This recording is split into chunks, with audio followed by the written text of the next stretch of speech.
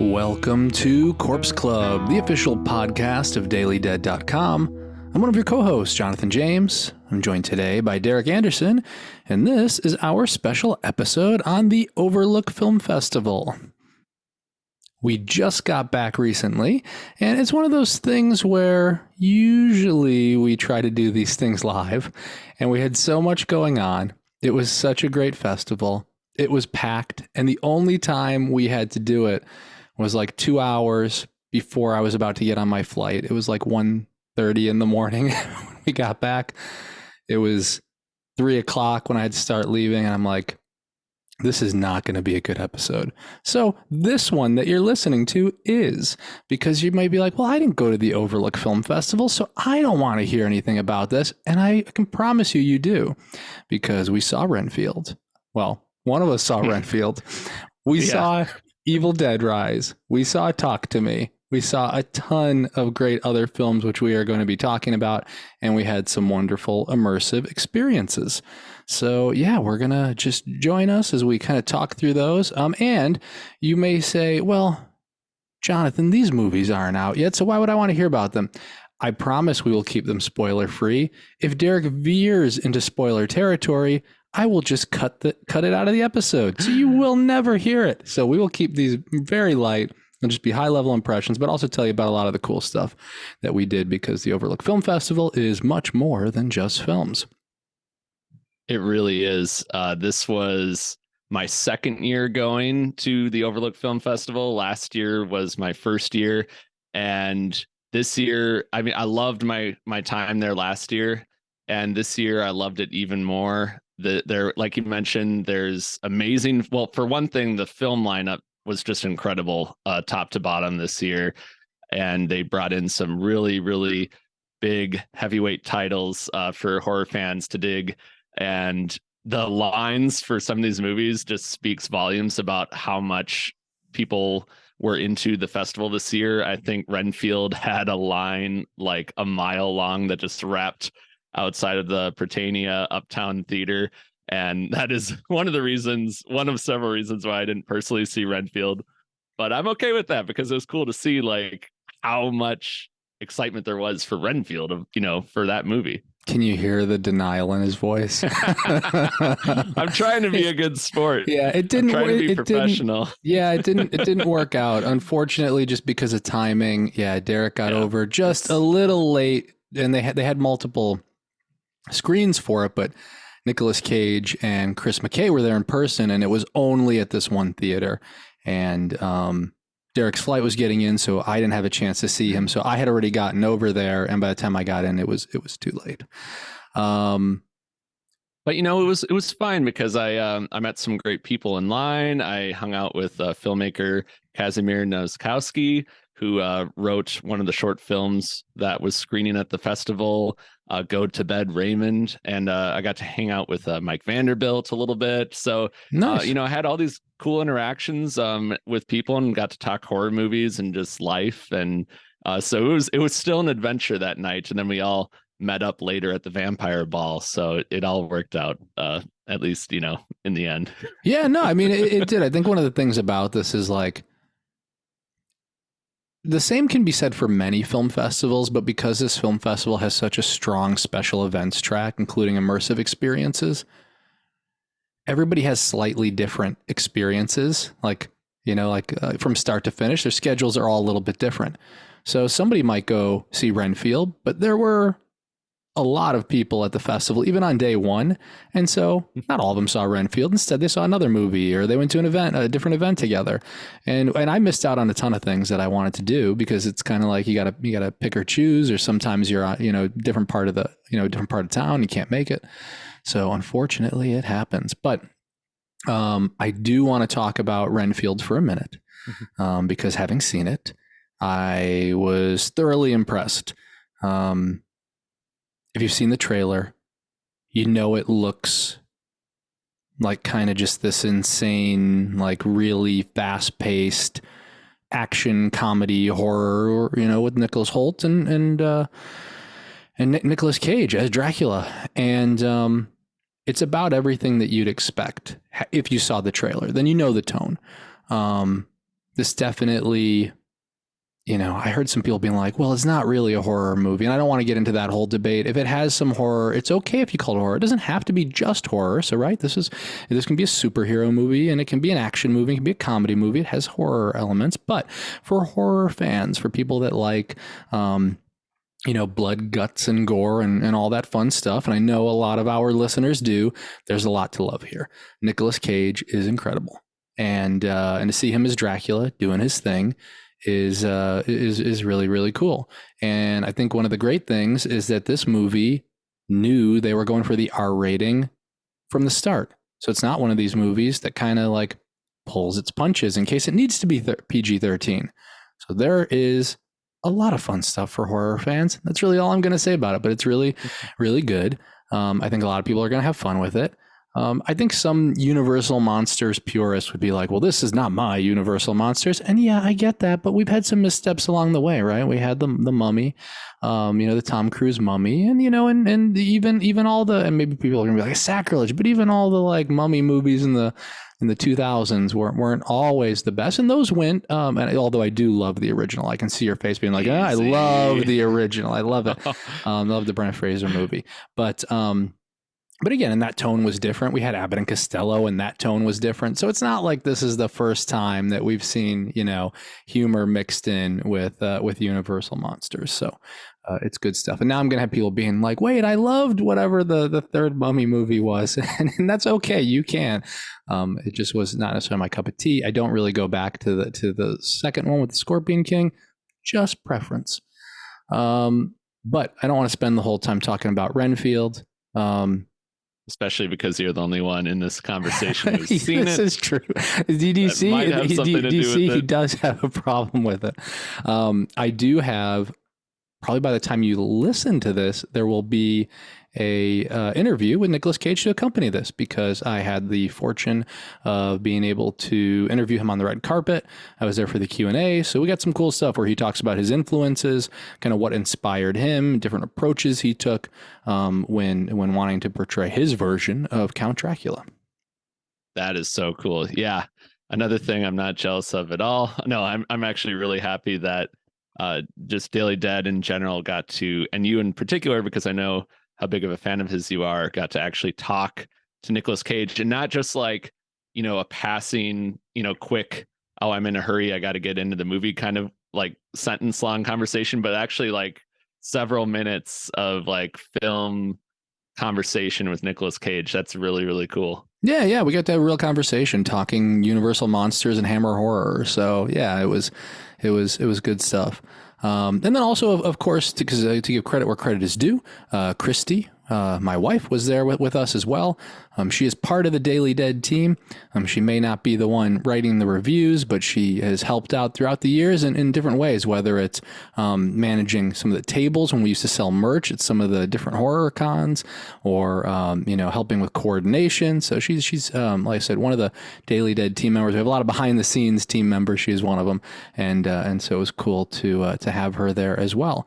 We did miss, in case he's listening to this, we did miss Brian, because Brian Christopher was there last year. He was unable to make it this year, and we hope to see him again. But he had to see all of our like messages and like things we posted to social, talking about how great it is. And I'm sure inside is like, yeah, guys, it's really great. Keep posting.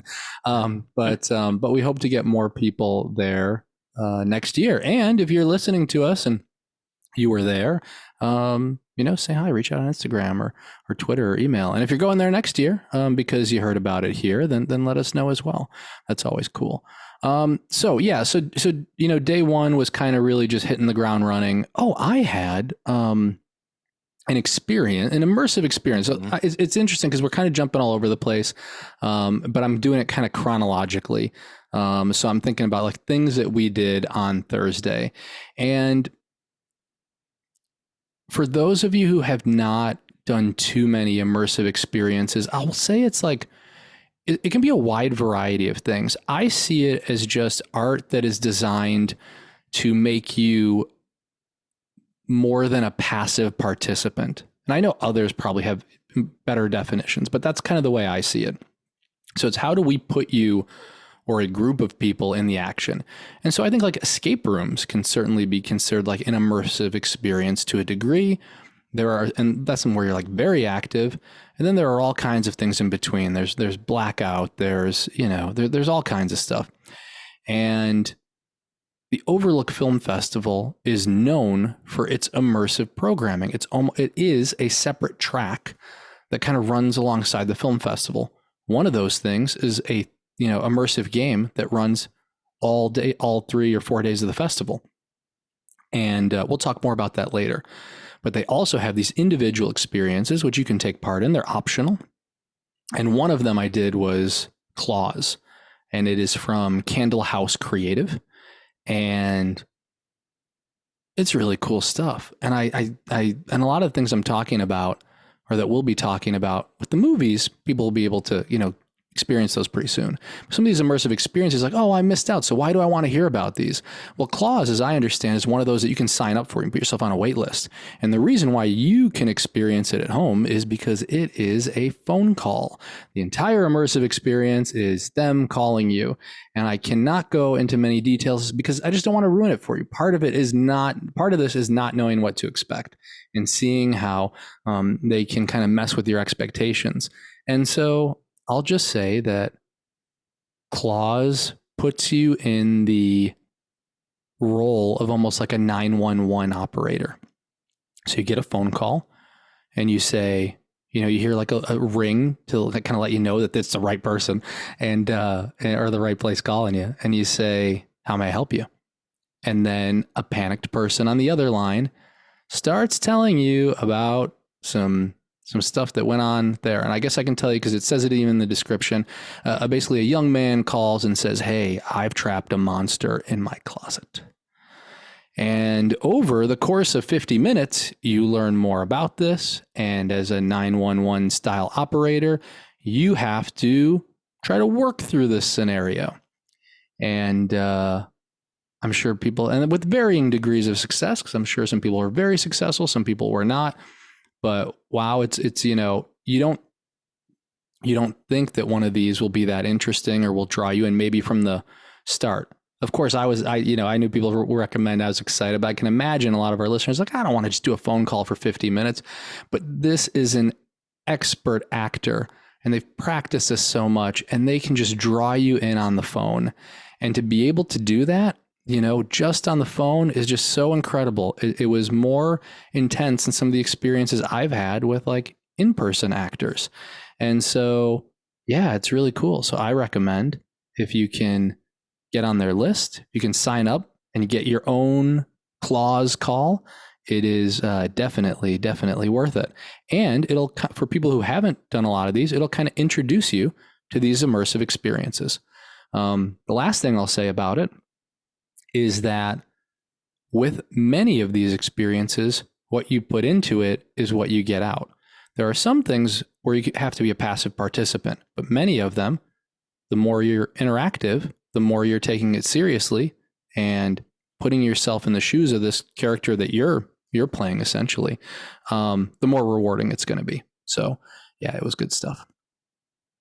Nice. Yeah, I really liked hearing about that one. I did not personally partake in that one, just with schedule stuff and but just getting settled in. But I'm really glad that one of us got to do it, and totally agree with your comments about you get what you give when it comes to immersive experiences. Because I coming into this year, I'd done like escape rooms and a few things like that, but this was kind of my introduction to some of this type of entertainment. And it kind of almost reminded me of like being in a video game or like being in a movie, like, and I love playing video games. I love how it kind of forces you to like partake in what you're watching. So I think it was a very natural kind of fun extension of entertainment, and would definitely recommend it if you've never done that style of the horror genre before, because it really sucks you in and can scare you more than like the scariest horror movie.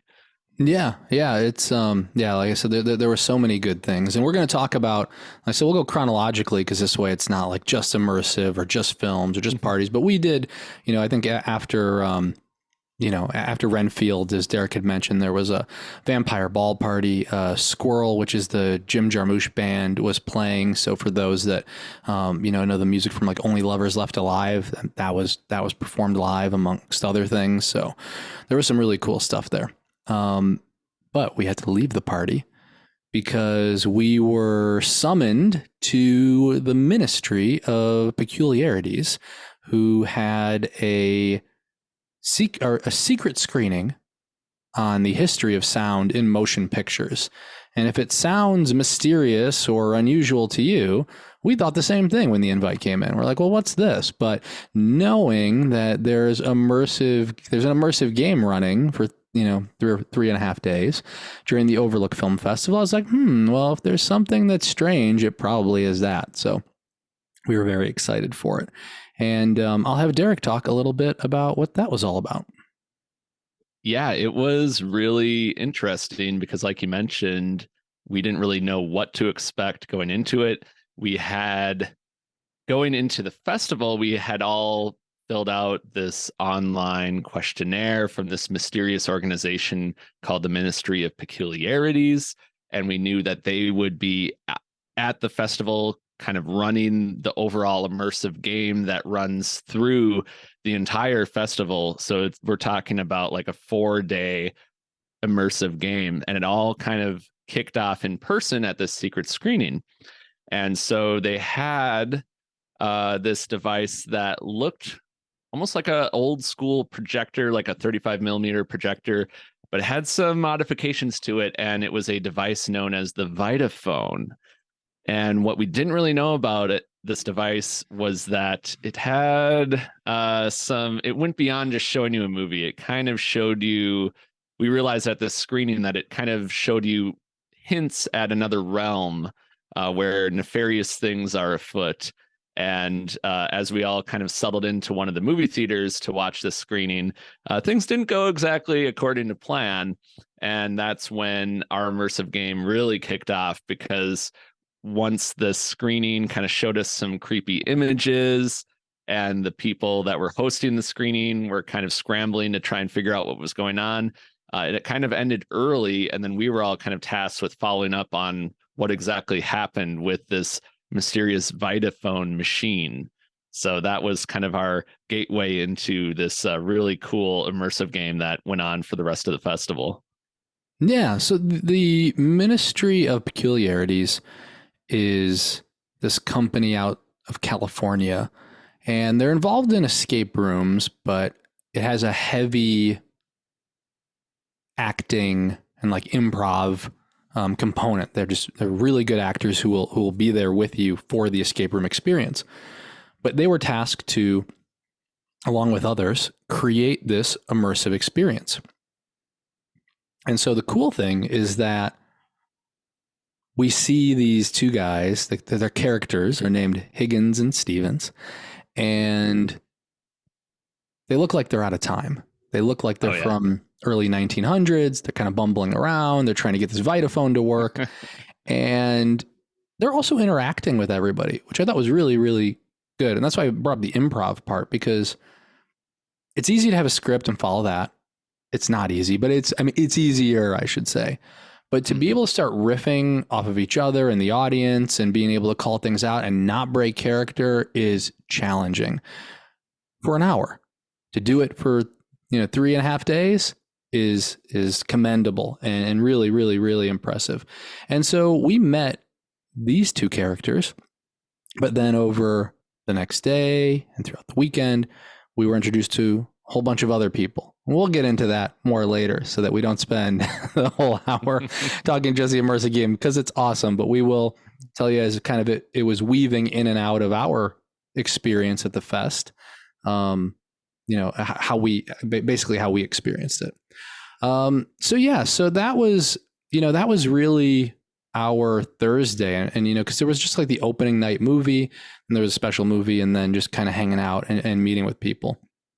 And then when things really got into high gear, I would say was Friday, because on Friday we had, basically the entire schedule is open. And so we have, quite a few films that we can see in the afternoon or the late morning.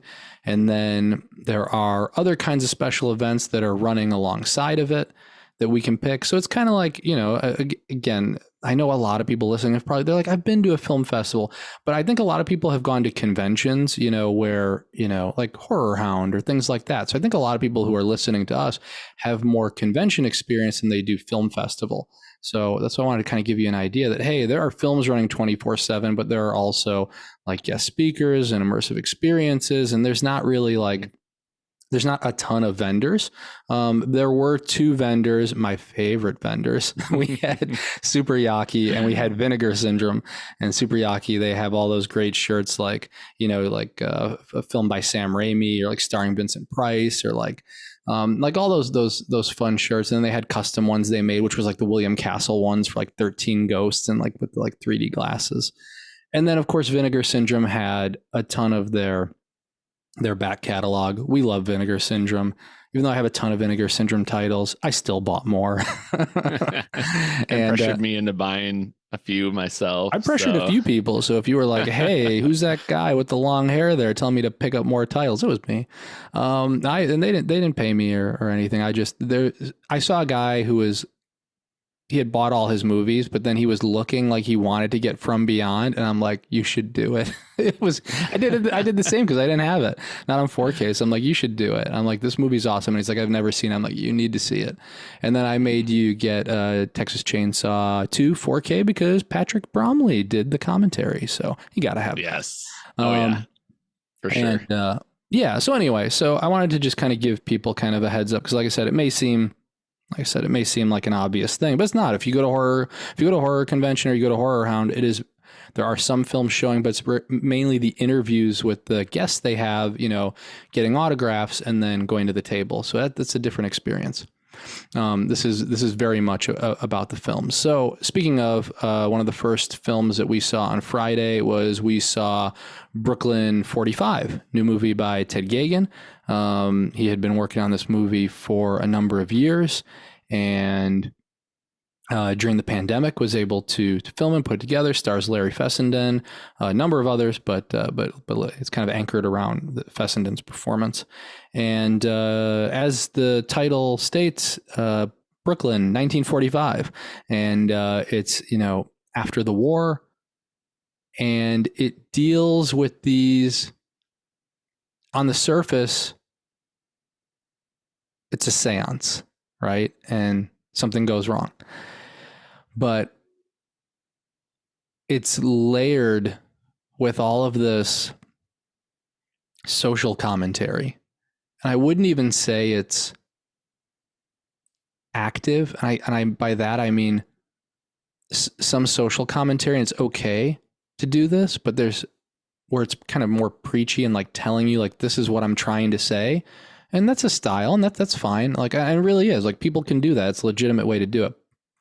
However, I think that some of the most effective social commentary and what leads to a lot of good discussion and dissection is more of like the Rod Serling style, which is I'm going to take a story, have supernatural elements, and put it somewhere that has nothing to do with the modern day, even though you can totally see the parallels. And so this is one of those movies where, yes, it takes place in 45, but the things they're dealing with that were legitimate things they were dealing with in 45, we are still dealing with today, which is, I think, really sad for starters, but then also kind of fascinating to see it dissected or see it kind of dealt with that way. So it's a really solid movie, but then at the same time, like I said, I think that element made me sad about it. But what's really cool is like, this is a movie that could have been plucked out of the 50s or 60s. The actors are great, but it has this timeless style to it where it could have been made in any decade. And I think that everybody involved with it, when it comes to like set design and clothing and everything, just did a fantastic job. Yeah, the production design was like a whole nother character in the movie. It, from the opening credits, it just sucks you into this immediate New Year's Eve-esque, towards the end of 1945, final days of 45 atmosphere, and it's a character.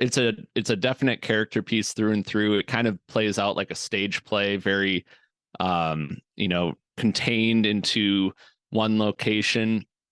And it's the actors, the chemistry of the actors and the way that they mesh together and collide. And it's this group of World War II veterans, and you can see kind of how the war affected each of them differently. I just really appreciated how fleshed out all of these characters felt. Like even before the movie started, it just felt like they had been rehearsing this, or they had known each other for years, and they were these characters before the cameras even rolled.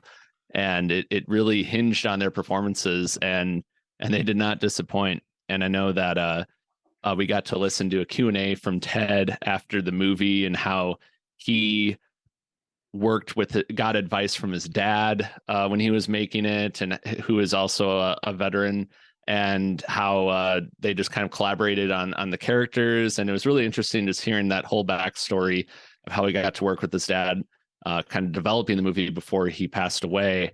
And it just, I really enjoyed it. It was, there's some really heavy themes that it digs into, but it does so in a very organic way to the story.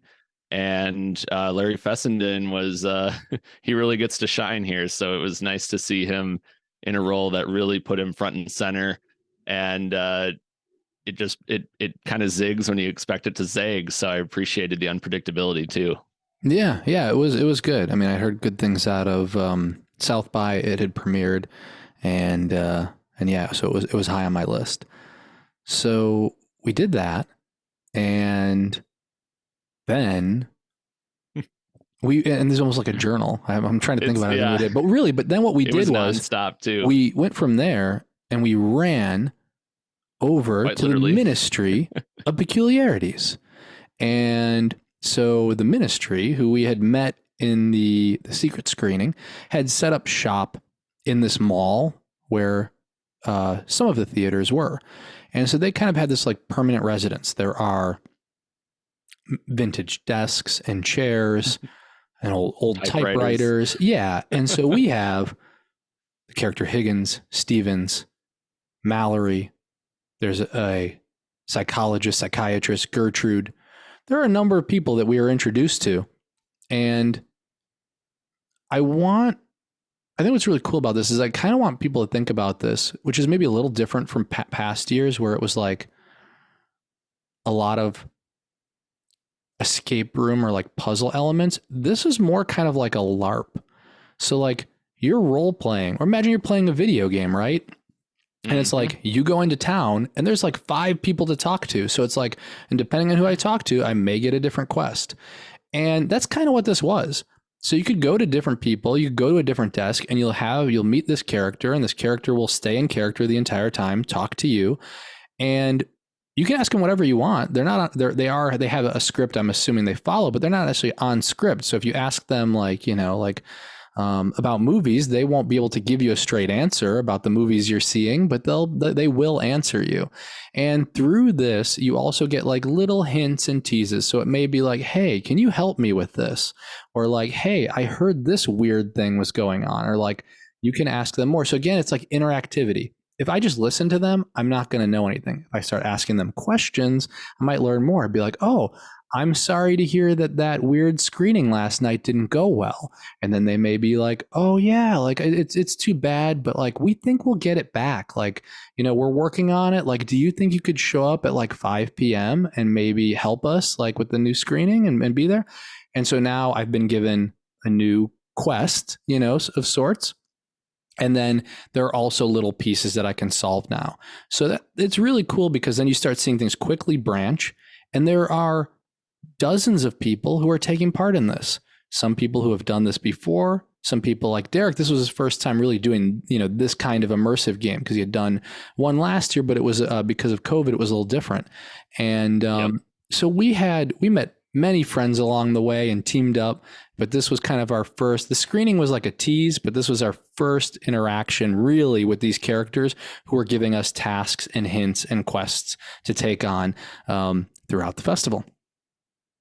yeah, I really appreciated just how open world it was, and it totally reminded me of a Skyrim game where you just walk into town, like you said, and you can have like these different discussion points, and also like you said too, the more you put into it, the more you get out of it. So the more you interact, the longer you stick around too, and talk to these people at different times of the day too. Like you might go there at a time where it's like it's a little bit later, they might not really be expecting anyone to show up, but then you get in a lot of information because you have them all to yourselves.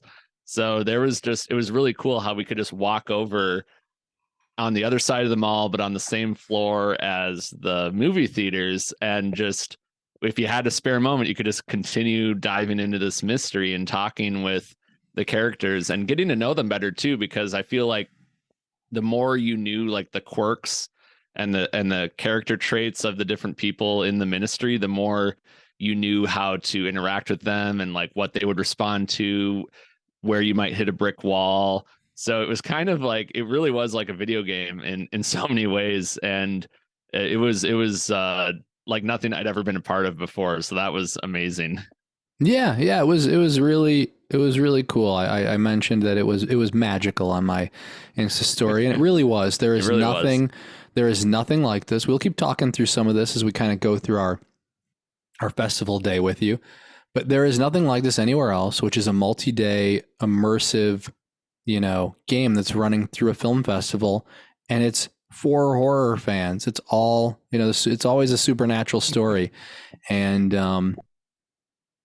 I think that, again, because of COVID and stuff like that, and because the city is sprawling, and not all of New Orleans is the safest place to go. So you can't send people out to places, looking for clues everywhere. So they were able to contain this and kind of change it in a way that made it like really intimate, but also feeling like something could happen at any time. So we were, part of it was we had seen I think the next thing we did as a part of this same like block of time was we saw Gertrude, the psychologist or psychiatrist. I can't remember what, maybe she was both. And she has us meet this woman, Rosemary, who originally found the Vitaphone and has been experiencing all kinds of strange things, disassociation and, losing her memory and kind of feeling like she's been haunted. And so they have us start running tests on her to see if they can figure out what's going on. So part of it was like putting it's fake, right? But putting a cap on her head and then having like, pressing buttons, which would light up, and then she would like pretend to like twitch around. I have to say this because we like really didn't electrocute somebody. But although I was not there for this personally, but I heard you were perhaps involved in this by then electrocution. By then, I guess Derek was not there for this part. Was that earlier? And then you got in later? This was, it was the same day. Yeah, same day, just before Brooklyn 45, but same, gotcha. Same afternoon. So I may have been pressing some buttons and trying to get some information out of Rosemary, but it was for science. Sure. Yeah. Whatever you need to tell yourself there. And anyway, so we learn that she is kind of being haunted by this character, Rutherford, who was one of the co-inventors of this Vitaphone. And anyway, so I had to run out. And maybe it was because it was Brooklyn 45, or maybe we had to run out afterwards, but we were running. And the next thing that we had to do, and in between we tried to fit in like little meals. A lot of it we were fueled by old fashions, the official drink of Daily Dead. And we'll have a different official drink for Corpse Club because I feel like it should be like some kind of islandy cruise ship style drink. But the old fashioned is the official Daily Dead event drink, because as I mentioned, and I went to grab mine, but as I mentioned, we started this at Comic-Con, so we always make a point to do it. But anyway, we might have grabbed some food and a couple drinks, but then we went to trivia. We sponsored Final Exam trivia. Ted Geoghegan had basically him and Mike Gingold, because they did it together, because Final Exam is the both of them. And they really kind of kept us going during the pandemic. And I know a lot of other people. When COVID first started, I looked forward to 2 things every single week, 3 things. And it was all related to my Friday. We had my wife and I would get together because, well, we were there. There were the only people there. So my wife and I would have a date night on Friday, and my mom would make pizza and drop it off, and wouldn't see each other, but she'd drop pizza off. So that she homemade it. It was wonderful. Mm-hmm. So she dropped pizza off, and my wife and I would like set up like a table and like put the like nice tablecloth and like do the lighting right. And we would do like final exam trivia. And then we do this like virtual, like Sleep No More type eschaton thing. And we would do that for weeks and weeks and weeks. And we got to connect with other people and have fun. And so I look back on that fondly. And we had sponsored trivia, a virtual edition, as part of our 10th anniversary. And That's so right. When we had some opportunities, we always like to sponsor. And I do want to say up front that like when people think sponsor, they're like, oh, like you're rolling and don't know. It's just small. It really is a small sponsorship, but we do what we can because we love this festival and the people behind it. And we have such a great time. Like we don't like, this is our vacation, or for me and my wife's, like we don't go, like we're not going on an island or to Florida. We're going to Overlook because we have such a good time doing it. So we sponsored trivia. So anyway, so it was Daily Dead sponsor, but for final exam, it was, 4 rounds, 10 questions. And there had to be like 200 people. It was outdoors. It was the biggest crowd I've seen for trivia here at Overlook. And we sponsored prizes and had our name all around, which is kind of really cool. But in all actuality, like I said, it was final exam trivia from Ted. That was what I was excited for, and for people to experience that. Some people for the first time. Some of the rounds there were Stephen King. It was Stephen King round. It was a zombie round, which I really appreciated. I didn't ask for, but I appreciated. And it was a round Adam Hendricks, who is producer on Megan, Cam, and a number of other films, New Faces of Death. He did a round on movies that are shown in movies. So like, Halloween, like John Carpenter Halloween is playing. There's like a movie playing on a TV screen. What movie is that? So like he would ask questions like that. And then the last round was Brooklyn 45. It was 10 questions about movies that took place in Brooklyn. And they're always expert questions. We had a lot of like really, really, really knowledgeable teams. So like a lot of people were acing their rounds, and we gave away like 40 to 50 Blu-rays. So it was pretty cool. We brought a lot of prizes, and that was really fun. That was so much fun. It was, Christy and I, we got to sit in the very back because we didn't really want to participate in the trivia like as a team, just because we're sponsoring it. We wanted to let everyone else enjoy it, and it was fun though, just to like kind of play for fun in the back and really see like how many people showed up. Because I have to say, I think it was like, we filled up this courtyard at the brewery and ice cream shop, and it was so cool to see just so many horror fans participating in this event. And I had some between Christy and I think we did pretty good overall, and it was fun to just soak it all in and really just help fund, help make this happen. And it was nice to kind of get outside a little bit on a nice sunny day and talk some horror trivia. Yeah, it was good. I got to hand out prizes and be up on stage. Christy brought myself and Ted some ice cream in the local. Yes. It's called the Courtyard Brewery, because I do want to kind of plug some of these places. Yes. And they had ice cream that they called the stuff, and so it was. It was like it was vanilla, but it had some other flavor in it. But it was, the big thing was it was the marshmallow. So the marshmallow that was in it, so that you had kind of marshmallow with every bite. It was really delicious. Usually I don't like anything that's like super sweet. But also knowing that it was a stuff, and they had some containers that had like the stuff on it for people that wanted to like package it and take it with them. That's so cool. They had all kinds of little different horror options. Christy had some other ones as well. I can't remember what they were, but I had the Lament configuration ice cream. And I think Brian would be jealous of this flavor. Being a huge Hellraiser fan, and it was divine. It was really, really good. It almost had like a black licorice kind of cherry taste to it, which I absolutely love. I'm a big black licorice fan, so that was absolutely hellishly good, pun fully intended. And it was some of the best ice cream I've ever had. No hyperbole. It really was that damn good. So that was a lot of fun. There was just so many, and we got to meet and talk with a lot of horror fans at trivia, kind of like ourselves that maybe weren't doing the full team, but were just there to kind of soak it all in. So it was a really cool chance to just kind of mingle and take a little breather, because most of the festival, like we mentioned, we were literally running from event to event. So Yeah. that was fun. And I wasn't counting exactly, but Fangoria, because there were so many people that there weren't enough that we need to combine teams. Originally it was going to be teams of 5, but it was like, we need to get together more people because so many people are here for trivia. So there was a team that had a number of people from Fangoria, and then, Brian Collins was on a team with a number of people. And I think they were going back and forth in terms of like acing some of the different rounds. But I do want to say that I believe the Fangoria team had the most right. I'm pretty sure we didn't count it in the end, but I'm pretty sure that they aced it more times. But there were a lot of tiebreakers, so they were not the only team. So some of the other teams who were there too, I think there were some times where it was like 4 teams had all 10 right. So that was cool.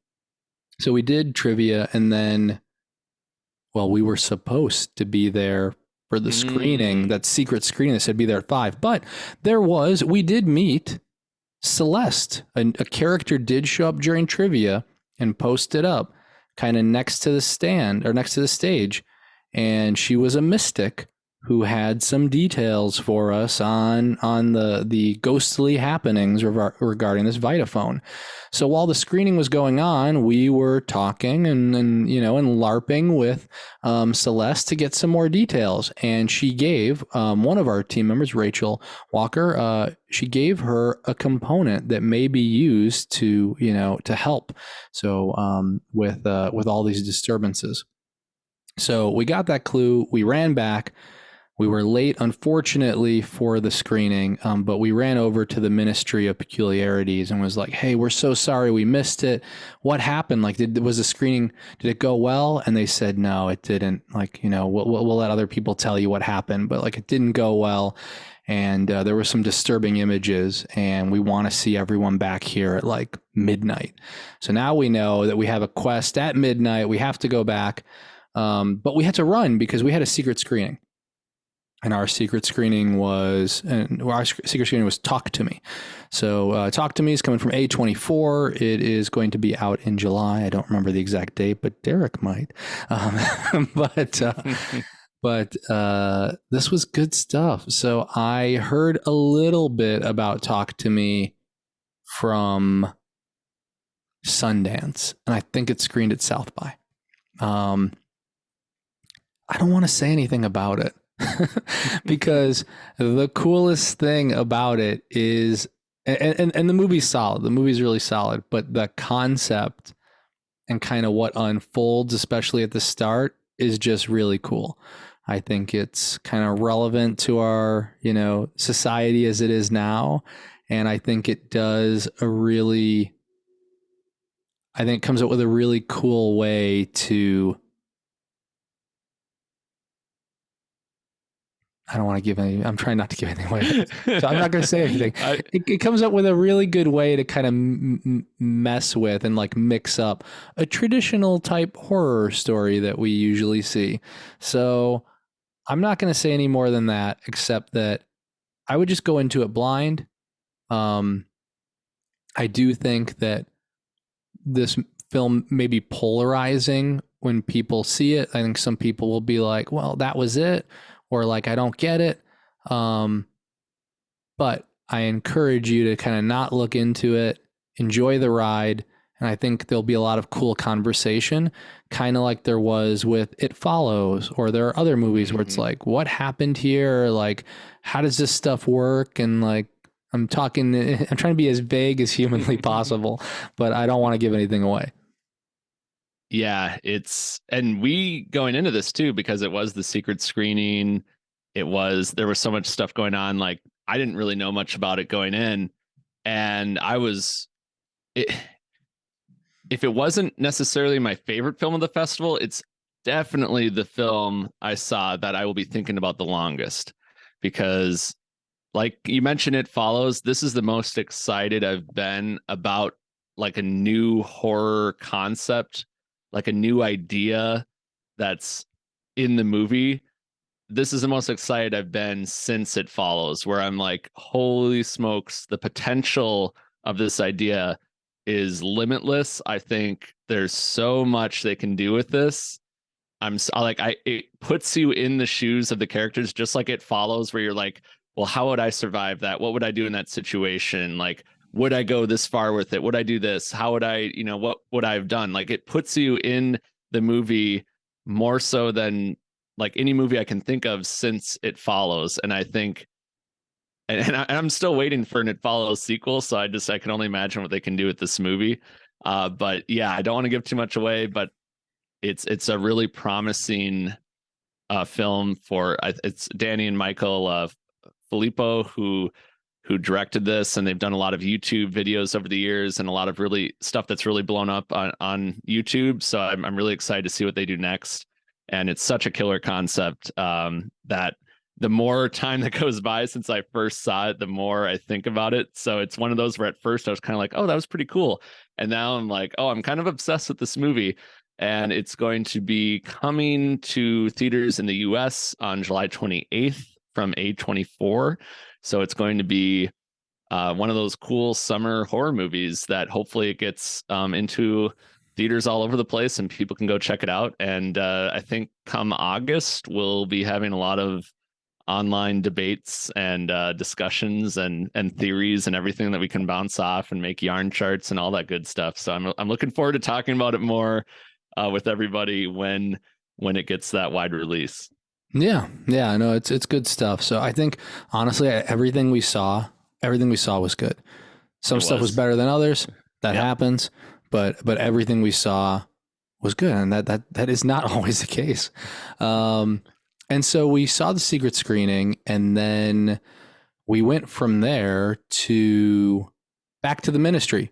We went back to the Ministry, and we were told, 8 of us were told to get in a car.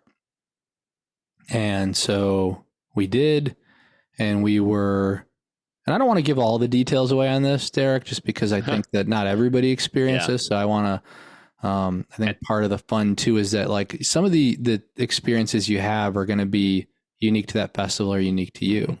But 8 of us were driven to experience in 2 separate vehicles. Yeah. So we didn't know where we were going, and we ended up going to this mansion in New Orleans, this old mansion where they had a seance table and a medium who were ready for us. And so we took part in this seance where, in game, we ended up receiving a message or messages that would kind of help us better understand the quest.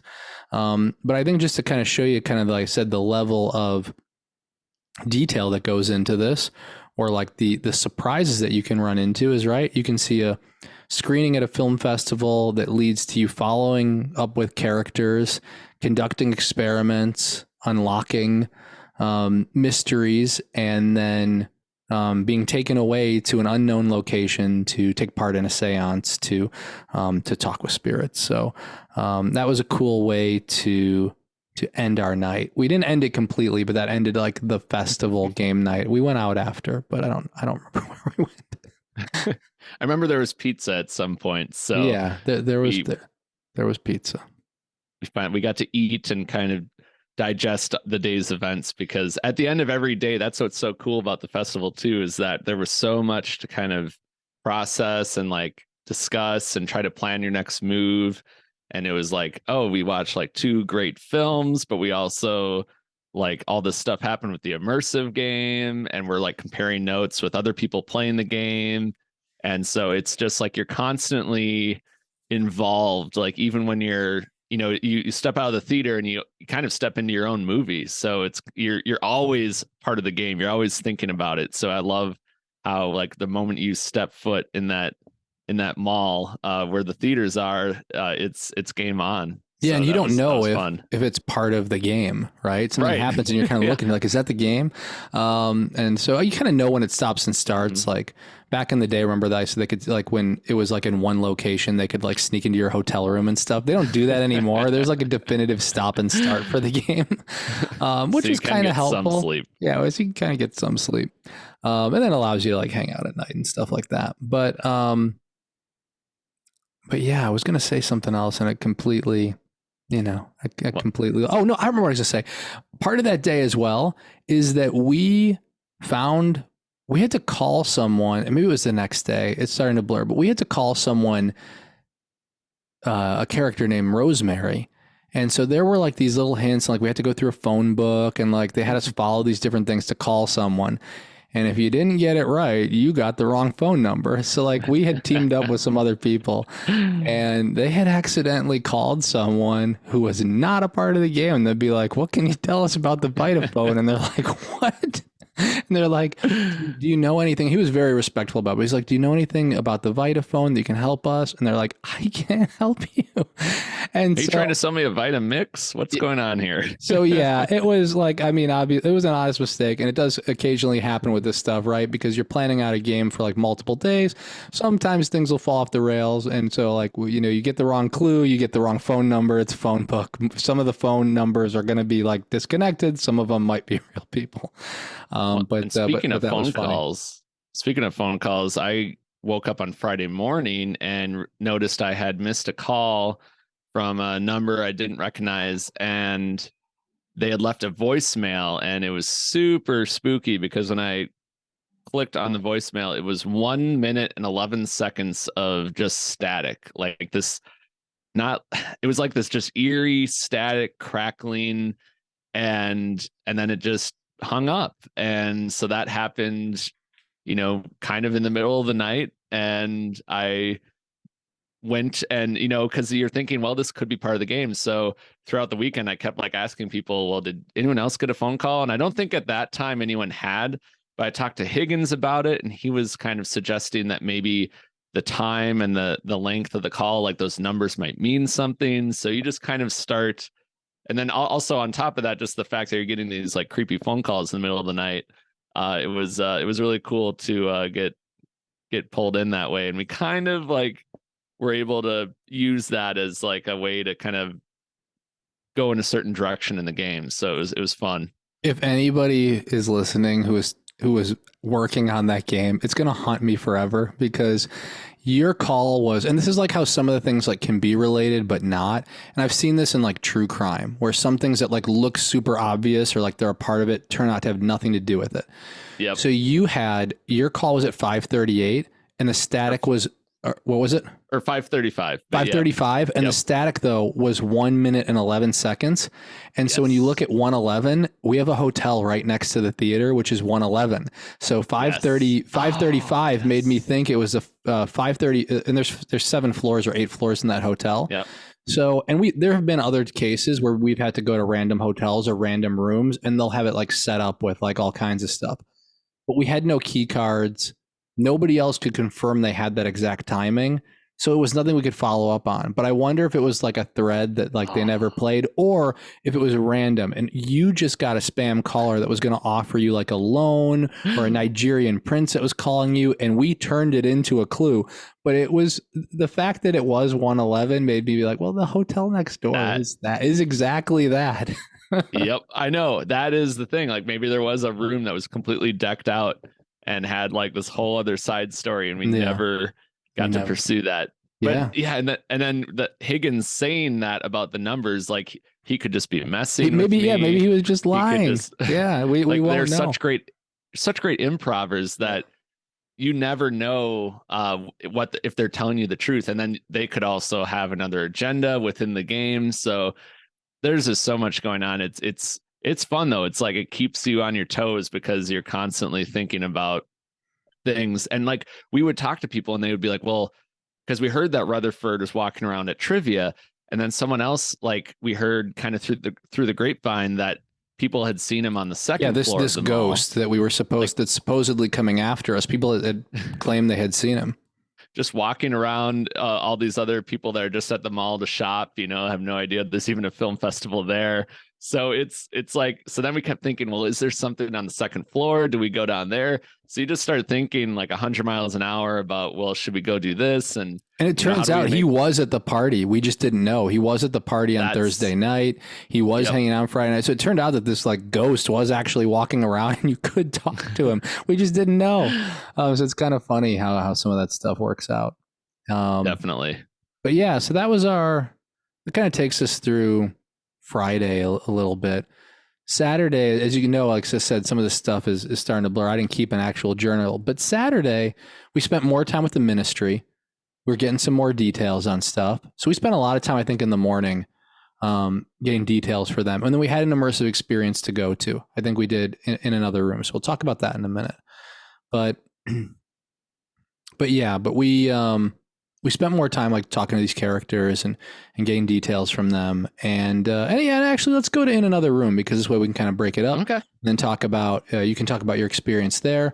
So I will just kind of tee it up by just saying in another room is another, separate immersive experience. It is from E3W Productions. I have taken part in another room at a previous iteration of Overlook. That one was kind of 1970s set, and it was awesome. They kind of really are able to capture that that vibe of the 70s and kind of transport you to this haunted room. And they came up with something new for their part 2, and I'll have Derek talk about that. Yeah, it was really, really immersive, just expanding on all these experiences we had. But we got to go to this other hotel. They're like, hey, go up to like, I think it was like the 8th floor. And there's this guy waiting there for us. And he kind of tells us like the room you're about to go in, all this really creepy stuff has happened over the years. Like this amount of people have died. Like there's been UFO sightings, and now all these ghosts kind of keep appearing. And especially like this ghost of this girl from this family that like disappeared in the 90s. And this is as far as I go. So go down to the last door on the left and knock and go at your own risk. And so Jonathan and Christy kind of are, having done this before, they're like, well, Derek, you take lead, like you interact and we'll kind of follow your lead. Just because you had kind of been in a similar situation. So we go down to the hallway and there's like a regular hotel hallway. But this last door on the left it's kind of decorated like a kid's bedroom door would be, where it like says the name. It's like, I think it's like Joey's room. And it's got like magnets on it. And we knock on the door and this girl answers, Paige. Answers the door, and she's like, hey, come on in. And it's like, I could not believe it's like walking into another world, where you're walking into her little brother's bedroom, and it's got like poster, like Space Jam and like Page Master posters on the walls. It's completely decked out like a kid's bedroom in the 90s was. It's like walking back in time. The lights are kind of like, it's got like night lights, and there's a blanket fort in the corner. But basically we kind of go through the story of how her brother has passed away. She feels really guilty, and she's been seeing this monster that lives in her little brother's closet. And we kind of get sucked into this living nightmare of this girl dealing with an actual monster in the closet. And it was so cool. It was super interactive. I tried there were definitely like pauses in the game where we could talk to Paige, the actor playing Paige, and we could interact. So even though she's going off of a script and there's this monster that's kind of hitting different cues, like you're still able to have these conversations and kind of make the game a little more emotional. It's interesting that you call it a game. I know it was. It's not a problem. It's because you see it like that. So, but it is great. It's like, it's stepping into a different world, and you did such a great job with it. We were, and they had mentioned too, but you were so interactive, because some people, and that's why I wanted to kind of jump in for a second, because some people, as I kind of alluded to, might just sit there and do nothing. And in that case, a performer will just talk and kind of talk through it. But in this case, Derek was kind of replying right back, trying to console this young girl who had lost her brother. And, she was able to kind of play off of that. It made a better experience for the both of you. Yeah, that was really cool. It was I was grateful just to have that opportunity where it was like, oh, we can get involved a little bit more and make the most out of it. And it was like, once I realized that, I'm like, oh, this is really fun. Like and it makes it that much more real too, because it's like, it feels like you're going off script a little bit. Like it feels like you kind of forget that you're in like a pre-programmed thing. Like it just feels more improvised in some ways. And they really get you in. I won't spoil everything, but they really get you involved at a certain point too with the monster. And I think it's just fun, but also like super emotional. And the actor who plays Paige did just such a phenomenal job, kind of portraying really did. How a child, dealing with grief and guilt, kind of processes that. So that was awesome. I definitely am glad that we found the time to do that, because it was something I won't forget. And it also kind of tied into the overall immersive game that we were playing with the Ministry as well. So that was cool. That's a good point. Yeah. Is that something new this year? Is that all these individual immersive experiences had just like a tiny little component that tied back to this main game. We'll talk about it a little bit more because it's not a spoiler, but it will be a spoiler right now. But we'll let you know later. And there are a couple of things because we've been kind of journaling, but I think it's important to as we take our listeners through this journey of this festival, I think it's really important to say two things. One is that there was a fire alarm at our hotel because we were at the hotel next door. And it was like, it's like, burr, burr, burr, and it's like, like, please leave, the hotel is on fire. And they're like, burr, burr, burr, please leave, the hotel is on fire. Something like that, right? It was bad. Like, it wasn't even just like a normal message. It's like, it's burning, leave. So hard to ignore that. I know. So Christy and I, to sleep. No. Yeah. So Christy and I run like with everybody else. We're on the 7th floor. So we have to go down, 7 flights of stairs. And then they're like, no, it's all okay. So we go back up. And I'm like, that really woke me up. And so I say that because that'll play a part in a minute. And then after that, like, went back to sleep. We had lunch or brunch with Derek. And we got to talking, Christy and Derek and I, about how usually these immersive games devolve into people following the evil side because, like, we're horror fans. So, like, we want to unleash the devil or we want to, see bad things happen. So I bring this up and I say, I just want to play it normal this year. I just want to do the right thing and just like follow it through and like just see, like, maybe let's do that. So these two things are crucial because we go to see the Ministry at some point on Saturday, and we're talking to the doctor, Gertrude, and she sits us down, a few of us, and she says, the Vitaphone and its effects have intensified. Did you experience anything weird in the evening? Are you feeling any symptoms? And I'm like, and I talked about how, well, I had to, wake up in the, at 7 a.m. because of the fire alarm. Like, it could be related.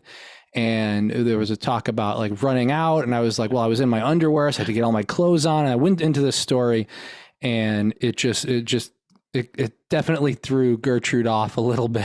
We had to recover and be like, maybe it's supernatural. So anyway, all part of the game. Yeah. So kind of going from that and just having a lot of fun kind of with me connecting with this character, I was like, okay, well, like we had to go because then we did, the in another room. I'm like, I'll be back. And because there were these other experiences you can have, or maybe like she'll give you a quest. I'm like, let me do that. And so we go back and Christy and Derek are at the Ministry. We had done in another room. And so the two of them are working with a character named Higgins, and they're trying to open up briefcases. Only one person at a time can see the doctor. So I go see the doctor and she sends me to another place where I meet another character with Celeste. It was I don't expect you to know all of them, but anyway, it was a psychic. And she has me, she goes off and does something. She has me kind of listen to the radio. And on the radio is the voice of this evil like ghost who's like trapped named Rutherford. And I can just hear the voice being like, hello, hello. And I'm like, just joking. I'm like, hello. And he's like, oh, can you hear me? And I'm like, oh, is this interactive? And so they had rigged this so that you could talk to this ghost and obviously it was somebody on their side, but you could talk to this ghost and it was interactive. And I'd never seen it before. It was really cool. And it blew my mind. And so I made one literally fatal mistake in that I just wanted to keep talking to the ghost. So anytime the ghost asked me something, I just told them. I just gave them information. And so I realized in the middle of this, I'm like, I just took a very dark path. I gave him the info he wanted. And I think I've committed now to just, helping Gertrude and helping bring this ghost back to life. And I just had this conversation with Christy and Derek where I said we're going to follow the good side. And they're innocently helping this good character named Higgins. And like I said, they're unlocking stuff and they're talking to him. Everything is happy. And I am colluding with an evil ghost. So a little bit later in the day, maybe based on some of the info I gave, maybe not. It can't be certain. Rosemary, this character that we had been trying to help, is found fake, I have to say fake, but fake, dead in a trunk. So we discover her. We think the Vitaphone's in the trunk, but we see this actor who's fake dead in the trunk. And I'm like, oh shit. Had nothing to do with it. And nobody knows who is responsible. And so one of the other characters in the game was like, can someone help me move this body? And then around us, nobody said anything. A good 5 seconds had passed. I waited for somebody to say it. And then because I want to give other people a chance. And then I jumped in and said, well, yeah, sure, I'll do it. So I got to carry a dead body. How many times do you get to do that? So and not go to jail. I know. So bucket list item achieved. I guess I didn't know it was on my bucket list, but it, in retrospect, it always was. But no, so you knew at that moment. Yeah, so we got to carry off. We got to carry off a fake dead human in a case or in a trunk away, and I did that, and then yeah, that was Saturday. So we were told we had to put a stop to this once and for all, or we had to set the ghost free because it was the only way to do things. And so different people had told us, hey, you need to be at this party at midnight. And, Christy and Derek had followed the good side and I had gone full dark side, unbeknownst to them. They did not know at this point. Yeah, after we had just talked about this, and what's the first thing you do is you go and you just tell the ghost everything. Everything. Like everything we've been trying so hard to find out. You spill the beans. He wanted and we're over there like trying to unlock suitcases and like he wanted doing all sorts of stuff. And then you're just like, talking to the ghost. Yeah, he wanted to know where Rosemary is. I'm like, I just saw her. He's like, where is she? Oh my gosh. So not only did you help carry the body, you were complicit in potentially the murder of of Rosemary. This is a true story, but when you're playing an immersive game, all bets are off. And I do want to point out too that Christy and I shortly after this also had a conversation with Rutherford, but we did not give up information. We kind of played it both ways, where we like pretended, oh yeah, we'll look into some stuff for you just to kind of throw him off the scent, but then we just did not agree to like take over the world with him either. So it was, I just want to put that out there that we were we were trying to stick to the plan. And but it was fun though. It was at that point though, it was like, okay, we couldn't trust Jonathan anymore. Well, you didn't know that. You didn't know that at that point. Well, true. Yeah. You hadn't revealed your true intentions to us yet. Yeah, you didn't know that yet. But so throughout this, we had been, there are a bunch of other little things we did. So we're not going to go over every detail of the different things we did, but we like had to accuse different people and we had to, there were all kinds of different conversations. But one important thing took us away from the game, and that was we had to line up for Evil Dead Rise. Mm-hmm. So they had Evil Dead Rise playing. They had a limited number of seats, and we had to get in line. And so we got there maybe 2 hours early so that we could wait there. And we waited with some of our friends that we had made playing the immersive game. Yes. And just as I've said before, like Higgins is kind of this good guy that like we didn't know he was definitively good, but like Christy and Derek were following him, and I knew that I was following Gertrude, who's probably dark side, but I hadn't told anybody because I'm like, well, if I'm dark side, like nobody else is. And then somebody in our group said, oh, like I'm following like I'm following Gertrude. I don't care if she's bad. And then somebody else says, oh yeah, me too. And then I go over to them and I'm like, yeah, me as well. And we all start like clapping and cheering and high-fiving each other. And Christy and Derek realize they are the only ones on the good side. It's like a wave went through the entire line, like, yeah, Gertrude rules. And like, we're like, are you serious? Like, has anyone not been paying attention to like what's going on? Because our whole group of active players had gone to one side. And granted, we didn't know if it was good or bad. We just knew that, one, it was likely we were on the dark side, but also like the goal was to bring back a ghost. So we wanted to see it. And Christy and I, for the record, wanted to stop it from happening. Yeah, we wanted to see this ghost brought to life. So so anyway, game was on pause because we saw Evil Dead Rise. And I will let you, Derek, tell everybody what you thought. Evil Dead Rise, that was an experience.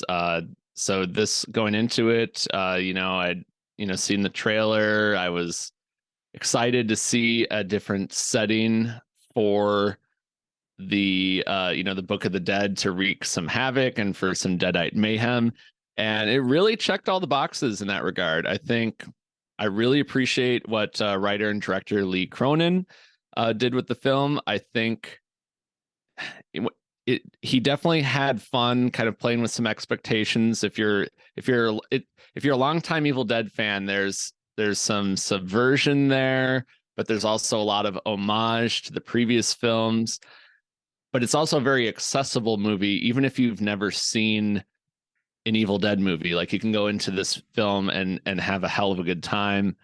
The more I think about it, the more I appreciate the performances across the board, particularly Alyssa Sutherland as the mom of the family who gets possessed by this latest iteration of the Book of the Dead. I thought it was really fun to see like a mother character get possessed and kind of be because it's always that first character who gets possessed in the Evil Dead films. And I think having her be kind of the catalyst for all this mayhem, especially dealing with, showing like how much mothers do in a family and how much responsibility they have and how they keep things, how they're just like sometimes they're like the unsung heroes. And to see her kind of like get to play, like get possessed and then like, go after her kids and just be like fed up with having to like, have all these plates spinning all the time. I thought that was really kind of refreshing how they did that.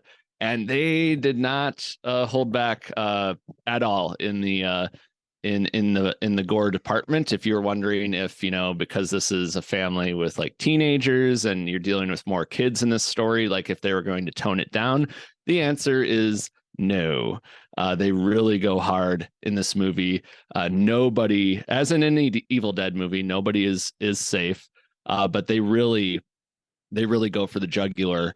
And I will say that I think it does a good job melding together like the 2013 movie, the straight on horror of that movie, but also interweaving a little more of the dark humor of like the Evil Dead 2 and the Army of Darkness, like trying to find a little bit of a happy medium where it's very dark like the 2013 film, but it's also having a little more tongue in cheek, a little more fun with it, but also predominantly just trying to scare the hell out of you. So definitely enjoyed it. Probably not my favorite Evil Dead film, but it's still a film that I enjoyed quite a bit. So I will say that I'm looking forward to watching it again because there's a lot of great set pieces and things to revisit with this one. So I might even like it more the second time. Now I have to ask, what is your favorite Evil Dead film? Ooh, I think I would go with the original, the Evil Dead, where it all started, because, I love Evil Dead 2. I think it's probably the more rewatchable one. But as far as if you're asking me to put on an Evil Dead movie and it's like 2 a.m. and we're talking about just really getting under your skin, like really freak you out kind of horror, but still have like the Ash character in there. But before Ash was really Ash. I think that the first one is the most like unpredictable, the most scary. I go and rewatch that first one. I forget like how hard on horror it is, because the second one, people they're mistakenly think that the first one, even because the first one now is obviously a little dated, some people mistake that for like camp. But I mean, Sam Raimi always, it was a straight horror movie. Yes. So I got to go with the original. But the thing is, like a lot of people I've seen online say, I don't think there's a bad Evil Dead movie. I love certain things about each and every one of them. I love Army of Darkness, how ambitious it is. I remember watching that one as a kid on TV, and like that one was super accessible for me as a kid. But I love how Fede Alvarez just went, and Shane Levy just went all out with the Abomination and the Blood Rain Storm in the 2013 film, and how that one also deals with addiction. And there's a lot of, I think, really interesting themes in that one. And then I like how this latest one just takes it into an apartment high rise and kind of shows what it would be like if you unleashed deadites in a high rise as opposed to out in the middle of nowhere. So I really appreciate each and every one in a different way. Yeah, that's why I was curious, because I agree there's no bad Evil Dead movie. I think it's cool that some people are going to see this. This will be their first Evil Dead movie, and it will get them into the others, and this might be their favorite, and that's cool. There's a ton to like for this. I'll watch it again. I would actually say this is closer to the spirit of the original Evil Dead than the other movies, because 2 goes more humor. 3 is a beast of its own. Fede Evil Dead removes any of the humor. I don't. I'm trying to think of how I wanted to. Well, I guess I can talk about this. What I liked about Evil Dead and what I like about the new Evil Dead Rise is that I think their deadites are in sync, where the cool thing about the deadites, and we had talked about this, is that they mess around with you because they know they're going to win. And I'm not saying they do or don't. I'm just saying in their mind, they know they're going to win, so they can take some time and mess with you. It's kind of cool from a logic standpoint, because sometimes, you'll see like in other horror movies, you're like, well, why did the monster not do this or that? Like Jason could have killed him. But I think in this one, it's that they intentionally play around with their victims, knowing that, you'll be dead by dawn. And I think that they're not there for the quick kill. They're there to have a good or like fun kill. They want to drive you insane and then kill you. They want you to suffer. And so that is not necessarily the case in Fede Alvarez Evil Dead, but that's definitely the case with this one. So I think this is probably most in the spirit of the original. And I really like that about this. And I think that's all I want to say about it, because I want people to see it. But it's good. We'll have more on it. We'll have reviews, we'll have interviews, and it's good. So that was our last movie for Saturday. And then we went to a Halloween party. They have a Halloween party where you can basically Halloween in April. And it was also the setting for the end of the immersive game. And so we all had costumes. And Derek, what'd you go as? I know what you went as. I went as Eddie Munson, Joseph Quinn's character from season 4 of Stranger Things. And it was so much fun to dress as that character. We had a few weeks to kind of come up with a costume.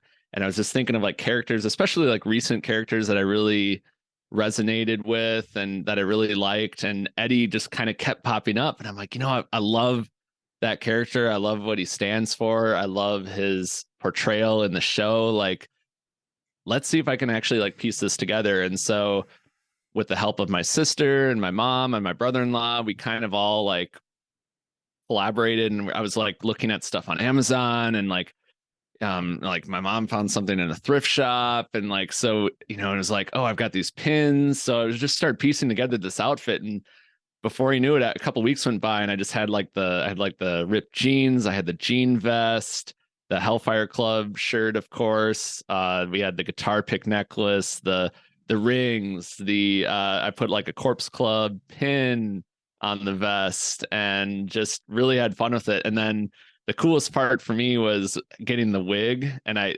kind of we looked around at a few different options on Amazon and found like one that people had been using to cosplay as Eddie online, and it just like the hair just looked so natural, and it was like yes, that's the one.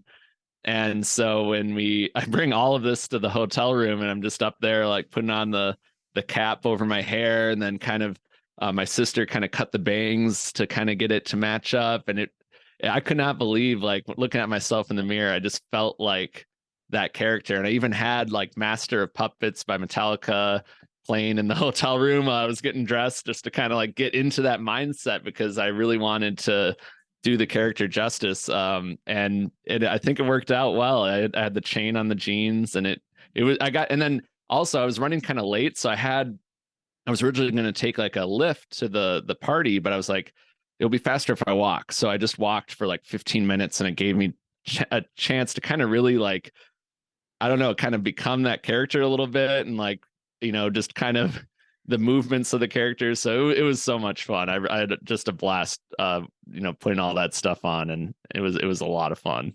You easily had the best costume there. I didn't recognize you. Some people thought you really were him. Wow. And that's amazing. And what Derek had, I'm not exaggerating. Like, I've seen Derek quite a few times over the years. Like, you are like, I don't know, like good, bad, like tired, awake. Like, you are about the same. Like, your mannerisms and all that are pretty consistent. When you put on that wig and that costume, you became Eddie. You walked differently. You had a different energy. Like, it was not you. You were him. It was really impressive. Like I said, you had the best costume there, easily. Oh my gosh. Well, thank you for that. And I will say it felt very empowering, because I really did feel like a different person. Like, the next day I immediately wanted to like put the wig back on, because I just felt like there was this energy about it. So again, it's another great thing that Overlook provides, because like, how else would I have done that like in April, and now I have a really killer costume that I can revisit down the line. And it's not even Halloween yet. You got to grow that hair out. That's what you got to do. I know. Yeah. Well, I went 9 months during the pandemic. So, I could, I could start now. So we'll see, but I know it was so cool. And then you and Christy also had a nice pairing with your costumes that I think our listeners would appreciate. Yeah. I was Charles Lee Ray, and Christy was Tiffany. And so I had to do something with that I have the hair for. And I'm like, I wanted to do a quick costume. So I'm like, okay. You actually have the hair. I have the hair. So I really just needed to like make sure like it was like kind of like pushed out a little bit more, so that it was like his. And then I had a gray, I found an old gray blazer, and I got some pants at a thrift shop. And then I had the white shirt, thin tie, and I got the gold tie clip. So it was not a lot of people knew who I was, which I'm fine with. But we had fun doing it. So there was music playing and stuff like that. But the big thing for us was that the immersive game finale was taking place at this party. And so what happened was they were setting up like a final screening of this Vitaphone, and everybody kind of gathered at this separate spot, and they and Gertrude, the now fan favorite character, doctor of this game, is there, and you should have seen the crowd for her. People were cheering her, the claps that she got, like she could take a bow right there and rule the world. People were saying Gertrude for president. It was hilarious. And then there were two voices. One of them, being my wife, was very vocal, and that she was like, no, you should not be giving into this. It was kind of funny because, like, so we were all role playing, and I was all in on the Gertrude, let's bring the ghost back side. So we did. We brought the ghost back. We brought Rutherford back. He comes to life. And unfortunately, our favorite Gertrude got trapped on the other side in the like film realm. And Rutherford was like, I don't need Gertrude. I can do this myself. And everybody booed him. And they kept shouting Gertrude. And then eventually she like gets a knife and like breaks out of the film, comes back. And so that was cool. And then we all came together and we used our powers. If you went to an immersive experience, some people had like bracelets and different things, and we used those to like power up this device because it was looking for like good energy and like good waves. And we what do you call it? We did away with the evil ghost with Rutherford. So with some help from Gertrude as well with her knife. Yes, exactly. So with the help of Gertrude and with the help of everyone, and of course they had us give like impassioned speeches as to like why we should do this, and Christie's like yelling at Rutherford, being like, "You suck," and calling him Hitler. It kind of felt like a wrestling match at that point where it was real. They were really playing off the audience, and Christy and I are like the only two, along with like Celeste, who's standing next to us, who was a character. So there were two non-character people in the audience. I don't know where, like, I don't know how it became so one-sided. I guess it might have been because Gertrude was doing like one-on-one sessions, like, and because horror fans want to bring ghosts back to life. I mean, but at what cost? The immortality it didn't was matter. Going to it didn't destroy matter. mankind. If everybody had gone on the good side, they wouldn't have done a screening, and it would have just been like, nice job, like you didn't turn it on, so no ghost appeared, so the game's over. No, you need the ghost to come back. I know, but I don't know. I feel like Christy and I feel confident in our decision, and we did our best. And I still feel like the goodness prevailed because Rutherford, I agree. Rutherford, well, he died, but then mysteriously showed up. His penance was to work. We had an epilogue the next day. An epilogue. But then, and Gertrude ended up, as far as we know, getting stuck in this other realm. Yeah. In the film realm. So I feel like it's kind of a win-win. I mean, you guys got to see Gertrude, literally slay with taking revenge on Rutherford. And Christy and I got to know that Gertrude is imprisoned in this other realm, and Rutherford is no longer a threat, supposedly. So I think we did our part quite well. Yeah, I think I had a nice redemption arc. I think it was nice. At the end of the day, that's my line. I'm sticking with it. I had a redemption arc. And in your own mind. Well, I mean, they needed my bracelet to help get rid of him. So, just saying. The whole reason he was out in the first place was probably because of all the information that you gave him. Yeah, that's why it's a redemption arc. I had to redeem. I redeemed myself. It's never too late, I suppose. Exactly. What do you call it? And I think something I should say, I mean, it's funny because our listeners are like, there's so much game, but it's going to continue, hopefully, is that, we at the end of the night, with kind of the game officially over, the people behind it, the Minister of Peculiarities, they all took a bow and they kind of dropped their character and talked about it. And obviously they kind of maybe just scratched the surface. So there is the possibility they can continue this next year. I think that would be awesome. And there were little things like, we talked about like this good character Higgins that the two of you followed, but some of the things that he said to me were not so good.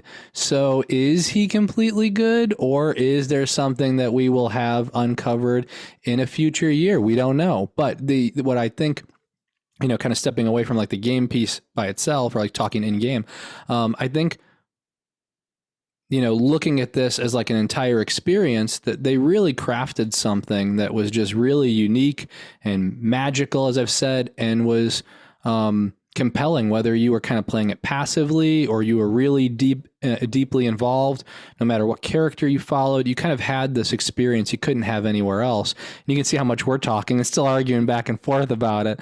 That we had such a great time. We met so many friends along the way, and for sure, the team behind it put so much hard work into crafting this, and those actors were available for most of the day for that entire weekend. We could go off and see a movie and have drinks and hang out, and they were making sure that they were ready for the next day and that we had a great time. So, this is the only place that you can go do something like this. So it was really, really cool. Yeah. Yeah. I loved how, and like you mentioned, they were even there on the final day. You could go and kind of follow up with them on what had happened the night before and where things potentially could go in the future, where things ended up. It kind of felt like after the climax in a video game where you get like that, everyone's celebrating, but you're like, wait, is it really over? Like, is something? Yeah. And there were still, off? like I said, there were still some little things. Yeah. Yeah.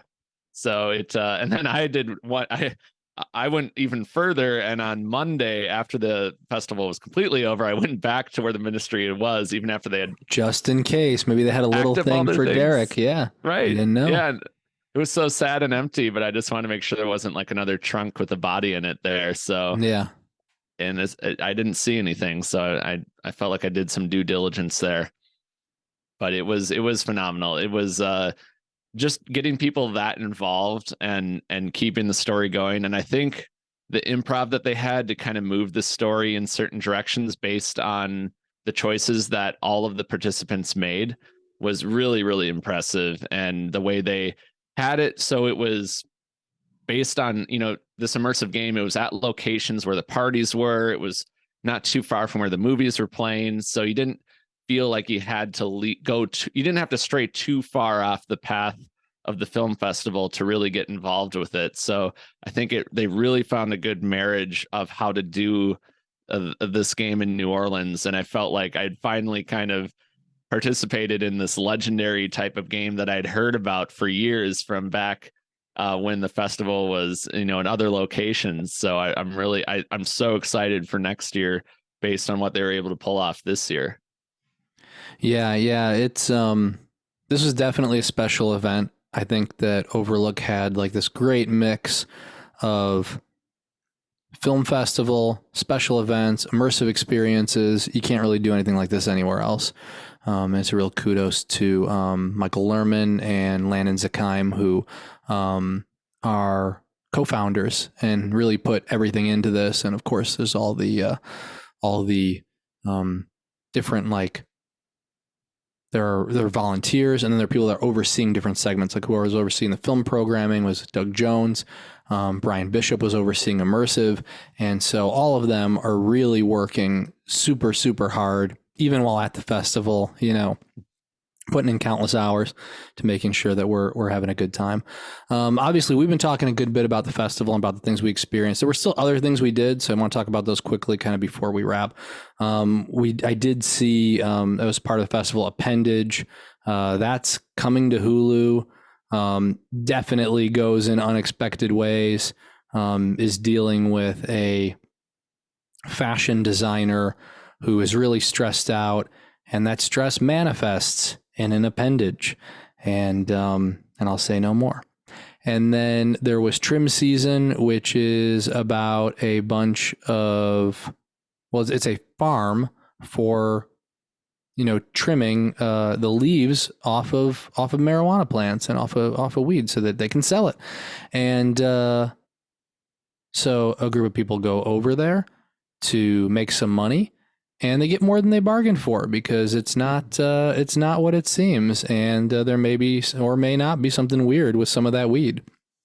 And so, interesting. Yeah, so that was fun too, and so that's coming out. And then the last movie we saw was Late Night with the Devil, and that was, honestly, I think that was probably my favorite film of the fest, because I think that was, I don't know if it was the most unexpected, but I just Maybe it was. It was unexpected for Yeah, me. Like it's not unexpected in that it goes in really different areas, but I just mhm, wasn't expecting how much I was going to enjoy the like found footage type 70s set. They really nailed the aesthetic. It's mhm. awesome. It's this late night talk show, a fictional one. David Desmalchian is hosting, and he is interviewing someone who has been possessed by the devil, and that's it. And you see it kind of unfold, in front of your TV screen or in the theater. And it's really cool that we also got to see David Dismalchian intro the Tingler on Saturday, I believe it was, Sunday. or Sunday, sorry. As that was kind of something that Joe Dante, who was also at the festival, he had selected as like a special presentation, and they had in true like William Castle promotional Yeah, it was in Percepto.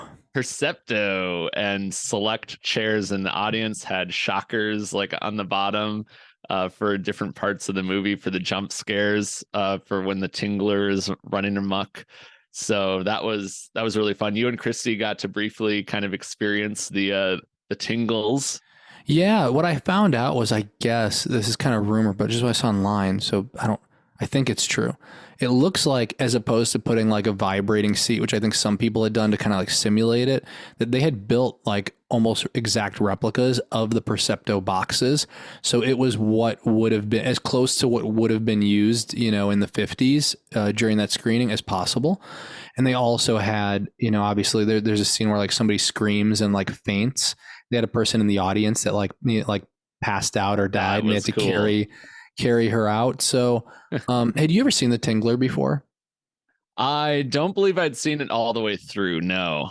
Yeah, it's made It for the theatrical experience, and so to have experienced that and in that way, like that's cool. Like I had always dreamt of seeing that. Another one's like House on Haunted Hill. I want to see with the mm, skeleton, so I'm hoping they do that next or soon. But yeah, that but was a with good like one. real skeletons like They in the have at the audience. end. They have the skeleton kind of like move through the audience at That the would end of be it. that would be amazing. Yeah, Yeah, that was really fun. but I would say more than like House on Haunted Hill, like it had gimmicks in the theater, but Tingler was made for the theatrical experience. Like the Tingler going across the film, or like the projector. Like I mean, it was made for that. So like it was, yeah, it was really good. And then you got Count Crowley signed comic books, which is cool because they're Yes. signing volume 2 and the individual issues, and so you did that as well. Yeah, that was really cool. Got to meet David in his Dr. Fearless persona, and really excited to dive into Count Crowley too, because I've heard amazing things about it. It's really good. So yeah, I'm I mean, that was just, and that was all on Sunday. So you're thinking, oh, the festival is winding down. Wrong. It is like still going strong at that point. And we did two immersive experiences as well. You and Christy did Oracle, Yes. which you can talk Yes. about, and then I'll talk about Undersigned, and I think that'll be it. Yes, I did the Oracle, which was presented by the Academy of Magical Arts, created by Jared Kopf, and he is you're kind of one-on-one with Jared in this experience. Really atmospheric, really cool, mind-bending kind of experience where you go to the same mansion where we had some other adventures throughout the festival, and go up like 3 flights of stairs, and you go into this room, and it's just very dark and quiet, and you meet Jared, you wake him up from this slumber by placing a drop in his hand, and at first I could not find the dropper. So I'm looking around the room thinking, what am I supposed to drop in his hand? And then he kind of like, shakes the hand a little bit. I'm like, oh, there it is. But it was phenomenal. It was I don't want to give too much about it away, but uh there's some tarot cards, there's part of there's some like magic type tricks, but it's like kind of like a part therapy session. I mean, it really encompasses a lot in a short amount of time. So I would definitely recommend it if you ever get a chance to do it. Jared just really transports you kind of into your own headspace, and you get to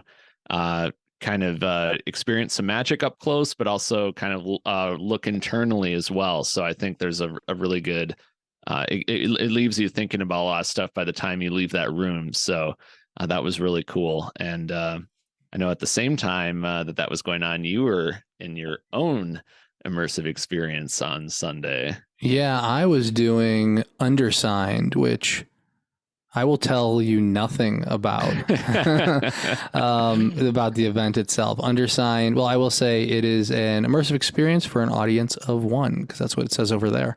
I won't say anything else about it. It is not for the faint of heart, but it's not blackout. It's not, you're not subjected to that type of thing. So it's not blackout. I'm still trying not to say anything to give anything away. But what I will say is, if you've done immersive experiences before and you feel comfortable with ones that are a little more emotional, or that are a little more go into uncomfortable areas, that you'll be fine here. And it doesn't get, I mean, you can always leave. You have the option of that. I will say that. You can always say, hey, this is off limits, or hey, I'm not going to do this. So if you've done experiences before, it's worth it. If you haven't, as long as you're kind of willing to give yourself over and like commit 100% to this, I think everyone will still find it interesting and like valuable. Like it's incredible, and it was sold out quick. It's hard to get into. They have it in different places. Like occasionally, like it'll pop up in New York. It's relatively new. And I can't say anything about it, and I can never do it again. It's one and done. So I can never experience it again, because that's the nature of the experience. And so all I can do is say, hey, if you have an opportunity to take part in Undersigned, and these experiences are something that you like taking part in, like you should prioritize this. Like this is the best, I think that one of the best things, if not the best thing, for individual events that I've ever done. And yeah, it's really, really good. I wish I could talk to people about it, but there's no one to talk to about it. Well, that's, yeah, that one I did not experience firsthand, but definitely am intrigued, and heard, just, yeah, everyone who did it seemed to come away from it with quite the experience. So yeah. And that's saying something, because you've done some pretty intense immersive experiences over the years. So the fact that it resonated with you that much really says something. Yeah, the team or person, like I say, anything behind this is just very, very talented. It's very clever. It was not what I was expecting, because I was not, there were no expectations really set. So it's whatever is in your mind for what this is going to be. And it was not anything that I was expecting. So you just have to trust me. And if you have the opportunity to take part in Undersigned, just do it and let me know how it went. Nice. Yeah. Good to know. Maybe I'll get the chance one day, and our listeners out there too. Yeah. So that was at a high level, right? Because we spent so much time at Overlook, but like this was the most packed the festival's ever been. Usually, especially when it's been in New Orleans, we had downtimes. We could run around, we could eat, we could even record the podcast. We had time, and I'm not complaining about it. I'm just saying it was so packed with great things to do. We had no time. So we were, up at like, I don't know, like 8 a.m. We were out till like, 2 p.m. or 2 a.m, right? And so it was packed, and we had a great time catching up with, like I said, like friends that we've made through the festival, brand new friends. The creative team is awesome. Like I can't say enough good things about this. This is why I go every year. This is why we sponsor it. Because this is a festival, an event unlike any other. So I guess the big thing, the reason why I wanted to do this episode is to kind of, for Derek, for you and I to just catch up on it, because we hadn't really done a little retrospective on it, because and I think the thing too is like, now I'm sad. Now I have like post Overlook depression, because now I'm not like moving fake dead bodies. I'm not trying to like turn ghost machines on. I'm not doing trivia. So like, yeah, now it's kind of back to regular day. But I'm very happy to have had this experience because it's unique and it's special what they've created. And it is why I'm excited to go again next year. They haven't announced anything officially. I don't know anything. I'm just assuming and hoping, and kind of like everybody else, just got my fingers crossed. I don't know anything else. What do you call it? Beyond what our listeners do. Yeah. Yeah. Ditto on all of that. Because like you said, we were so busy that we literally went right up until basically like hours before you had to hop on a plane. So it's really nice to have had the opportunity on this episode to kind of really reflect and marinate on everything that we experienced. And I hope everyone listening really kind of gets a sense of like how unique this festival is. And I'm still, relatively new to it. So to have like this experience in my second year going there was really special. And it's always just great to get together with you and Christy and other members of the Daily Dead team, because we're all over the world. So it's nice to actually get together in one spot, and then on top of it have an epic adventure and feel like you're literally at like horror summer camp. So it's taken like it's weird to like, it's hard to step out of that once you've had like you're in such like a great city too, on top of all that, where you can go to like the Vampire Cafe and all these amazing bars and restaurants and food and beverages. There's just everything that you could ask for in that city. So it takes some adjusting to come out of that, but I'm glad that we had a chance to talk about it and really appreciate how special the Overlook Film Festival is. And I'm like you, I'm already looking forward to the next time. Yeah, it's I'm super excited. So we have this episode. What do we have coming up? We're going to be doing a deep dive on Renfield for sure. There's a lot of fun stuff there, so we have that coming up in a future episode. We're going to be doing a deep dive on Evil Dead because we gotta. So we're going to be doing that. And there will be more, of course, but those are some of the episodes that you can look forward to. Obviously, this episode has come to an end. We want to thank Brian, our engineer, for helping us out each and every episode. And as always, we want to thank our listeners, including those of you who have signed up for a Corpse Club membership. You can always go to corpseclub.com to check out all of our episodes. You can sign up to become a member, and you can pick episode topics. We have t-shirts, we have pins. So make sure to check it out. Also, don't forget to rate and review us on Apple Podcasts. Every rating and review really helps. You can find us on almost every podcast provider, whether it's YouTube or SoundCloud or Spotify. We are there. If you want to get in touch, you can reach out anytime. We're contact@corpseclub.com. On Twitter, we're at Daily Dead News or at Corpse Club. And on Instagram and Facebook, we're under Corpse Club and Daily Dead as well. Thanks again for listening. And until next time, stay scary.